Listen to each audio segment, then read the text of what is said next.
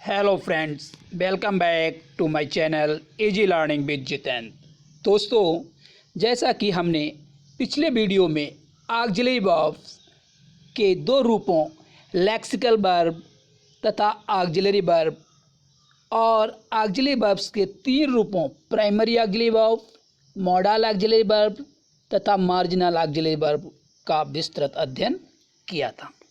यदि आपने इस वीडियो को नहीं देखा है तो कृपया आप डिस्क्रिप्शन बॉक्स पर जाकर इसको देख सकते हैं या फिर आई बटन दबाकर भी इसको देख सकते हैं।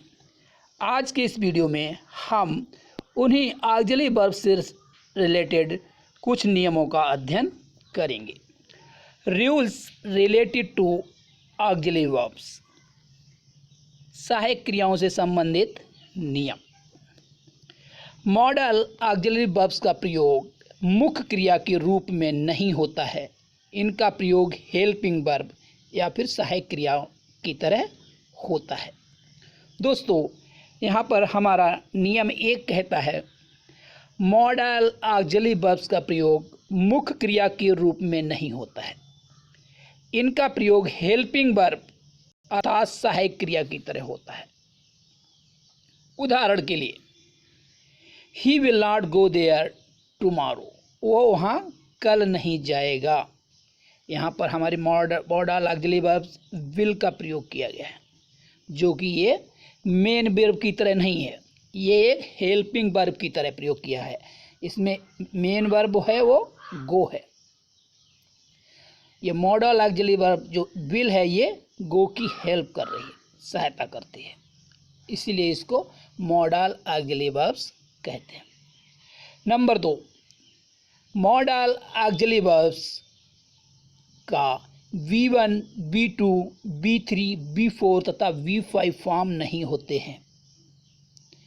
इनका प्रयोग सभी नंबर्स तथा पर्सन्स के सब्जेक्ट के साथ हमेशा एक ही रूप में होता है, अर्थात इनके रूप में कोई परिवर्तन नहीं होता है। मॉडल ऑक्सिलरी वर्ब्स के V1, V2, V3, V4 तथा V5 रूप नहीं होते हैं। इनका प्रयोग सभी नंबर्स तथा पर्सन के सब्जेक्ट अर्थात कर्ताओं के साथ एक ही रूप में होता है। इनके रूप में कोई परिवर्तन नहीं होता है। उदाहरण के लिए, ही कैन स्पीक इंग्लिश, वो अंग्रेजी बोल सकता है। यहाँ पर कैन है, ये मॉडल ऑक्सिलरी वर्ब है। दूसरा सेंटेंस है, दे कैन स्पीक इंग्लिश, वे अंग्रेजी बोल सकते हैं। यहाँ पर भी कैन का प्रयोग किया गया।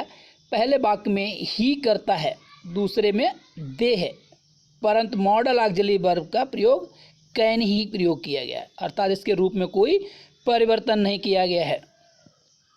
सब्जेक्ट बदलने के बावजूद भी कैन का कैन ही प्रयोग किया गया है, अर्थात मॉडल ऑक्सिलरी वर्ब्स के रूप में कोई परिवर्तन नहीं होता है। नियम नंबर 3, मॉडल ऑक्सिलरी वर्ब्स के बाद MV1 मेन वर्ब का फर्स्ट रूप का प्रयोग होता है, अर्थात इन्फिनेटिव विद टू का प्रयोग नहीं होता है। ये बात ध्यान रखना है कि मॉडल ऑक्सिलरी वर्ब के बाद में हमेशा मुख्य क्रिया का फर्स्ट रूप प्रयोग होगा तथा उसके बाद इन्फिनेटिव टू का प्रयोग नहीं होगा, अर्थात वेयर इन्फिनेटिव का प्रयोग किया जाता है।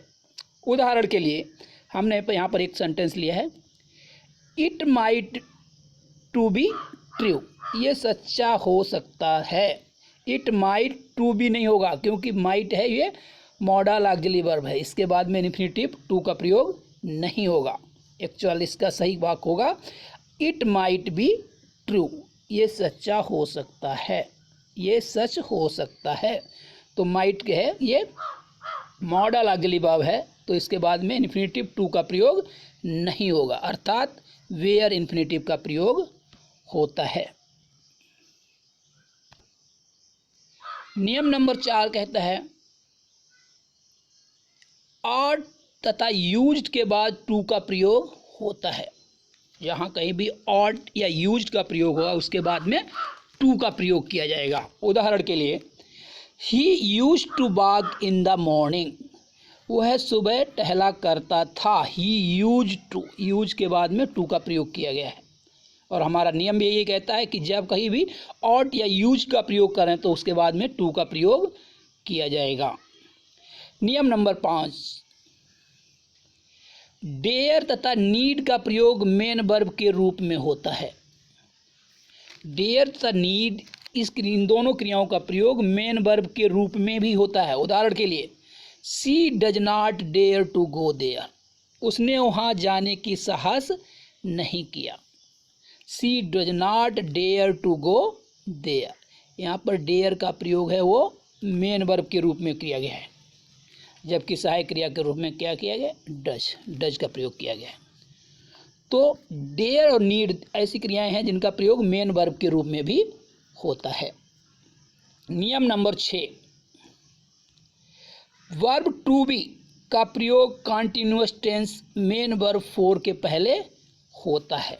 अर्थात क्रिया टू बी का रूप हमने बताया था is, be, is, are, am, was, were, being और बीन।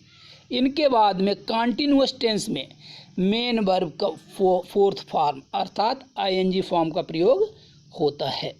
उदाहरण के लिए, सी विल बी डांसिंग, वो डांस कर रही होगी, वो नृत्य कर रही होगी। She will be dancing, will be का प्रयोग किया गया है, ये बी का रूप है सेकंड।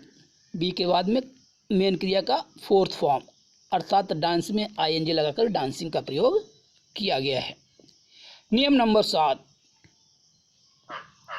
वर्ब टू बी का प्रयोग पैसिव वॉइस में मेन वर्ब थर्ड के पहले होता है।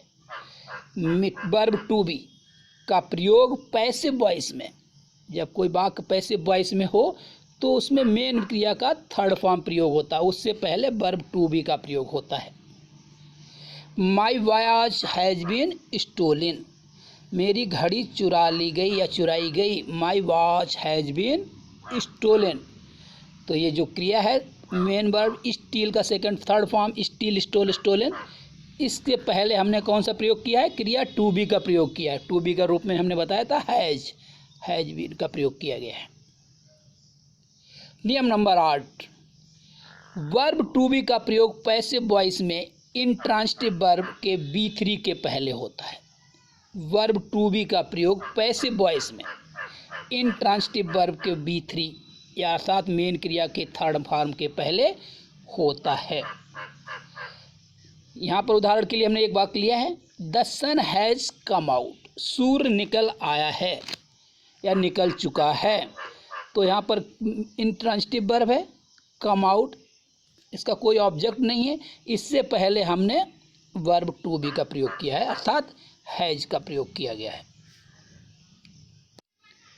यहाँ पर नियम नंबर 13 कहता है, हैज, हैव, हैड का प्रयोग प्रेजेंट, पास्ट तथा फ्यूचर टेंस के सेंटेंसेस में मेन वर्ब थर्ड फॉर्म अर्थात पास्ट पार्टिसिपल के पहले होता है। हैज, हैव, हैड का प्रयोग प्रेजेंट, पास्ट तथा फ्यूचर टेंस के सेंटेंसेस में मुख्य क्रिया के थर्ड फॉर्म्स के पहले प्रयुक्त होता है। उदाहरण के लिए, he has written a letter, वह एक पत्र लिख चुका है।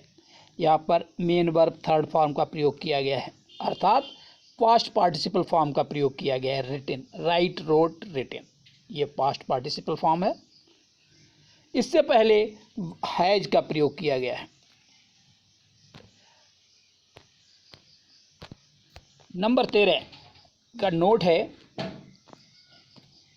Is, are, am, was, were, been, do, does, did, has, have, had का प्रयोग मेन वर्ब के रूप में होता है। इन क्रियाओं का प्रयोग is, are, am, was, were, been, do, does, did, has, have, had का प्रयोग मेन वर्ब अर्थात मुख्य क्रिया के रूप में भी होता है। उदाहरण के लिए, he was a popular leader, वह एक प्रसिद्ध नेता था। He was a popular leader, यहाँ पर वाज है ये मुख्य क्रिया के रूप में प्रयोग किया गया है, जबकि एक्चुअल ये है हेल्पिंग वर्ब है, सहायक क्रिया। नंबर 2 है, is, are, am, was, were, has, have, had etcetera के बाद इन्फिनिटिव विद टू का प्रयोग होता है। हमेशा याद रखना है।